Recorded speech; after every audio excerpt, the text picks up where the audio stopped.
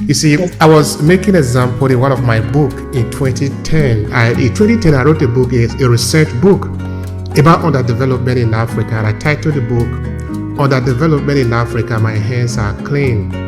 I was actually trying to challenge some people in Africa, or let me just say, challenge the African people to ask ourselves, where is my responsibility in this, what is going on? Then of course in the book I talked about a lot of things, from slavery to the neo-colonialism to the politics that we have today.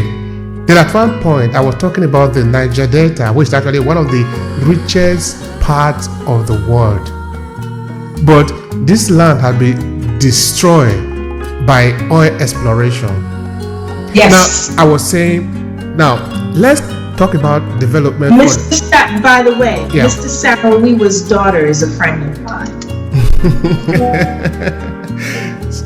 That's good to note. So I was saying, I know the story. Yeah, I was saying, let's talk about the Niger Delta, for example. Let's use common sense.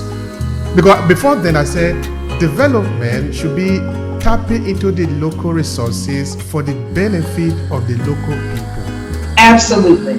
It is not about tapping the local resources for the benefit of some people somewhere. That is not development. That is called exploitation. Now, let's say what we are talking about is development, which is using the local resources to resolve the problem of the local people. Now, let's look at the scenario. Let's say, because the pollution of the Niger Delta is caused by multinational oil company coming from Europe. Let's say this oil company were originally from the Niger Delta. I'm going to a philosophy just now.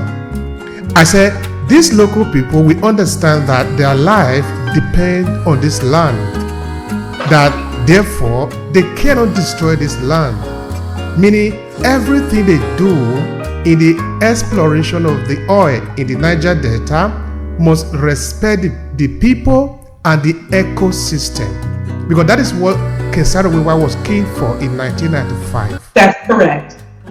That we need to respect the ecological balance of the Niger Delta, and he was keen for that. All right, so I said these people, if the company was owned by local people, they will never do what they did in the Niger Delta.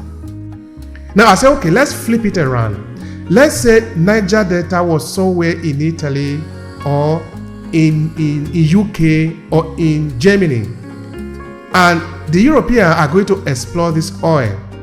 Will they do what they have done in the Niger Delta? The answer also is no. Why? Because they know that this is their land. They don't want to destroy their land.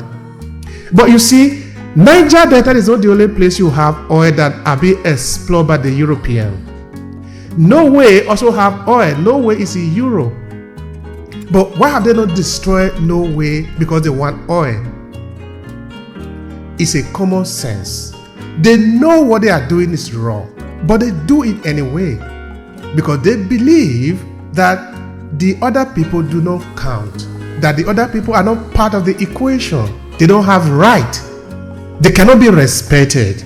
They cannot hold them accountable. Therefore, they are useless. Anything can be done to them. You have something that I want. Give it to me or I will kill you. Now, let me just say this about that, because you make a very valid point. Indigenous people who live on the land, have been set up for exploitation by very, very greedy, demonic people. And that's the only way that I can describe it. Just, thinking about King Leopold of Belgium, and thinking about Cecil Rhodes, and thinking about all of those, Adolf Hitler, and all of those people. But let me say this about that, because this is what I recognize that is now happening in America.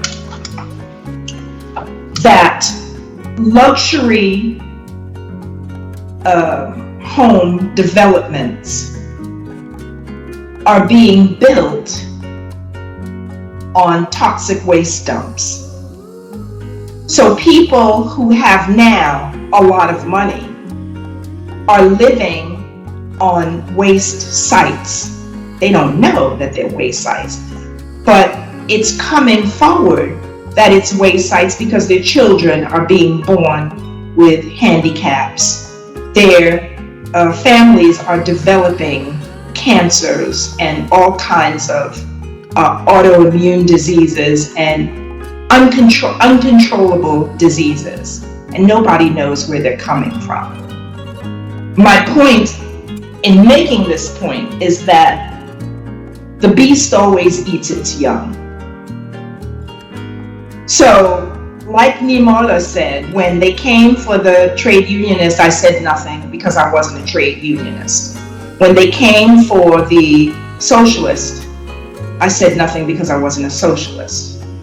When they came for the Jews, I said nothing because I'm not a Jew. And when they came for me, there was no one left to speak for me. So when these people who now find themselves at the cutting edge of the loss of manufacturing because everything has been made cheap for them because they've always had the money and the advantage and every right, and life was good for them. So now they have established a standard of living that can no longer be sustained. Why? Because the way you earned your money has now been exported to a country where the people can be exploited. So now you've lost your job, you're about to lose your home, you cannot maintain the standard of living that you have become accustomed to. Your family is sick, you get injured, and now all your children are opioid addicts. And all of a sudden now, all of these people who have had all these rights and all of these privileges for all of these years find themselves on the same side